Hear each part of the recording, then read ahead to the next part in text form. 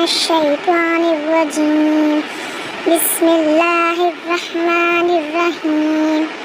अस्सलामुअलैकुम वरहमतुल्लाहि वबरकातुहू। नाज़रीन, जिसने भी मेरे YouTube चैनल को अभी तक सब्सक्राइब नहीं किया वो जल्द से जल्द मेरे YouTube चैनल को सब्सक्राइब करिए और आपस में जो बेल बटन दिखा रहा है उसे क्लिक करना मत भूलिएगा। आज मैं आप इस वीडियो का मकसद बनाने का ये है कि मुसाफिर की नमाज का तरीक़ा मैं आपको बताने जा रही हूँ। जब कोई औरत 40 पर 8 मील तकरीबन 70 पर 8 किलोमीटर सफ़र करने का इरादा करके आबादी से बाहर निकले तो वो शरीयत की नज़र में मुसाफिर बन जाएगी, चाहे ये सफ़र घंटों में तय हो जाए या मिनटों में। इसके बाद खसर का हुक्म, मुसाफिर ज़ोहर, असर और इशा की फ़र्ज़ नमाज़ों में खसर करे, यानी फ़र्ज़ की 4 रकातों की जगह 2 रकात पढ़े। फजर, मगरिब और वितर की नमाज़ें अपनी हालत पर पढ़ी जाएगी। सुन्नतें पढ़ने का मौका मिले तो पूरी पढ़े, अगर मौका ना हो तो सुन्नतों को छोड़ने का इख्तियार है। अलबत्ता फजर की सुन्नत का एहतिमाम करें। इससे आपको पता चल जाया होगा कि खसर का मानी क्या है। खसर का मानी 4 रकात की जगह कम करके 2 रकात पढ़ने को कहते हैं। इसके बाद मुतफर्रिक़ मसाइल। मुसाफिर औरत जब अपनी बस्ती की हद से बाहर निकल जाए तब खसर शुरू करे, इससे पहले खसर करना दुरुस्त नहीं है। समझ में आया?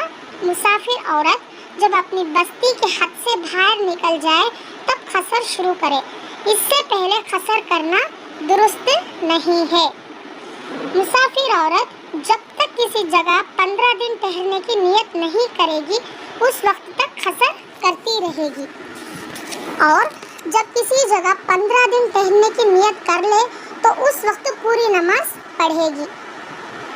अगर कोई औरत सफ़र से अपने घर और वतन पर 1 दिन के लिए आए तब भी पूरी नमाज पढ़ेगी, खसर नहीं करेगी।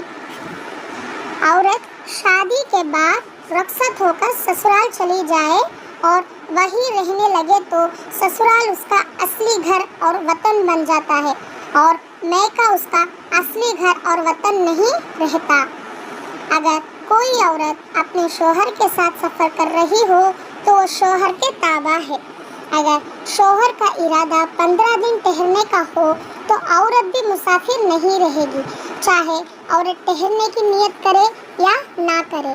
और अगर शोहर का इरादा 15 दिन से कम ठहरने का हो तो औरत भी मुसाफिर रहेगी। अगर किसी औरत ने शरई सफ़र में ज़ोहर, असर और इशा की नमाज 4 रकात जानबूझकर पढ़ी तो वो गुनहगार होगी, नऊज़ बिल्लाह। अगर किसी औरत ने शरई सफ़र में ज़ोहर, असर और इशा की नमाज 4 रकात जानबूझकर पढ़ी तो वो गुनहगार होगी। अगर भूल कर 4 रकात पढ़ ली और दूसरी रकात के खेदे में बैठ गई तो 2 रकातें फ़र्ज़ हो गए और 2 रकातें नफिल हो जाएगी। अलबत्ता आखिर में सजदा सहू करना वाजिब होगा। अगर सफ़र में किसी औरत की नमाज क़ज़ा हो गई तो वो घर आकर ज़ोहर, असर और इशा की 2 रकातों ही की क़ज़ा करेगी। औरत के लिए शोहर या मुहर्रम के बगैर सफ़र करना जायज़ नहीं है। मेरी उम्मीद है कि आप सबको ये वीडियो समझ में आया होगा और आप इस पर अमल करिएगा, दूसरों तक पहुंचाएगा। अस्सलामु अलैकुम वरहमतुल्लाहि वबरकातुहू। Thanks for watching.